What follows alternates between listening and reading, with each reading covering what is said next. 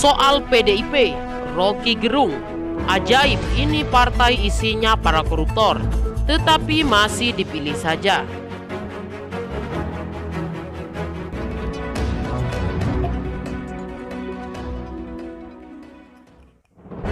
Pengamat politik Rocky Gerung mengomentari soal Partai Demokrasi Indonesia Perjuangan atau PDIP yang elektabilitas masih tinggi dalam hasil survei yang dirilis oleh Saiful Mujani. Rocky Gerung menyindir, ajaib bahwa PDIP yang isinya adalah para koruptor, namun masih saja dipilih oleh rakyat. Hal itu ia sampaikan dalam diskusi virtual bertema refleksi akhir tahun. Selamat datang tahun politik, bagaimana nasib Indonesia di masa depan? Survei terakhir dari SMRC bahwa PDIP tetap partai tertinggi elektabilitasnya. Yang lain itu 12%, kata Rocky Gerung. Kan ajaib ini partai yang isinya para koruptor tetapi masih saja dipilih oleh rakyat. Ini ada yang gak benar sebetulnya. Rocky Gerung menanggapi bahwa potret elektabilitas PDIP ini merupakan contoh dari kesimpulan yang kebijakannya pemerintah terhadap sejumlah variabel ekonomi, politik, dan kesejahteraan yang abstrak.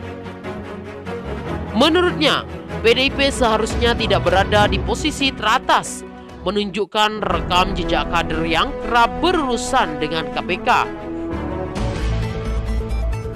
Meskipun hasil survei SMRC itu benar, Rocky Gerung menilai bahwa perlu ada penjelasan mengapa PDIP yang menurutnya menjadi pusat korupsi.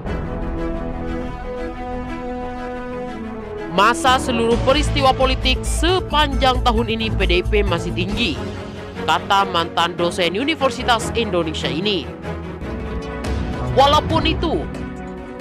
Walaupun hasilnya memang betul, SMRC mesti jelasin mengapa partai yang menjadi pusat korupsi masih dipilih rakyat. Apakah rakyat bodoh atau ada suap menyuap angket? Utang Indonesia semakin bengkak. PKS khawatir siapapun yang terpilih di tahun 2024 nanti akan mewarisi beban utang yang sangat begitu besar. Dilansir dari terkiniid.com, Presiden Partai Keadilan Kesejahteraan Ahmad Syaihu menyoroti utang Indonesia yang semakin membengkak. Selama era Presiden Joko Widodo, tercatat per September 2021 telah mencapai angka fantastis, yaitu 6,711 triliun. Bahkan merujuk pada analis ekonomi, diperkirakan pemerintah Joko Widodo akan mewariskan utang negara hingga mencapai angka 100 atau 10.000 triliun di akhir tahun 2024 nanti. Artinya, dalam 10 tahun pemerintah Joko Widodo akan mewariskan tambahan utang lebih dari 7.000 triliun. Ujar Ahmad Syaihu dalam pidato kebangsaan akhir tahun 2021 sebagai dikutip dari RMID pada Jumat 31 Desember lalu. Syaihu menyebut siapapun yang kelak terpilih sebagai presiden pada pemilu 2024, maka dia akan menanggung beban utang yang diwarisi oleh pemerintah mantan Gubernur DKI Jakarta itu. Siapapun pemimpin yang akan terpilih nanti di 2024, maka mereka akan mewarisi beban utang yang begitu besar. Menurutnya, akibat dari jumlah utang negara yang besar tersebut justru akan menjadi penghambat bagi proses pembangunan nasional di masa yang akan datang.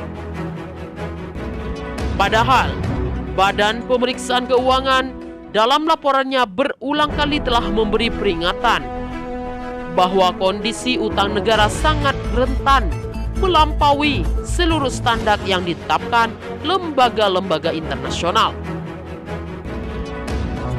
Ditetapkan lembaga-lembaga internasional, resiko keuangan negara kini semakin rawan jika ada gejolak krisis ekonomi yang menimpa Indonesia. Maka APBN sebagai bantalan fiskal akan menjadi rapuh dan lemah.